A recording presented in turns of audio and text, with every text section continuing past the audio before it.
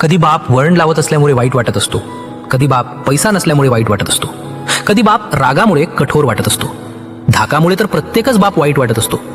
आतल्या आत हा बाप तसाच रोज रडत असतो. प्रत्येकाच्या गरजांसाठी एकटाच बापच झटत असतो. सगळ्यांच्या आवडीची किंमत तो बापच चुकवत असतो. मुलांना पायावर उभं करणारा औषध म्हणजे बापाचा राग असतो. त्या रागामागे मुलांचं सुख पाहणारा हतबल बापच असतो.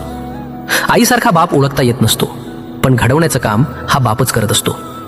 बापाला कमी पडण्याची परवानगी नसते, बापाला अडचणी सांगण्याची परवानगी नसते, बापाला थकण्याचीही परवानगी नसते आणि बापाला थांबण्याची पण परवानगी नसते. पण एक दिवस म्हातारा झाला की हाच बाप घरातल्या कोपऱ्यात पडून असतो, नाहीतर अंगणातल्या झाडाखाली एकटाच बसलेला असतो.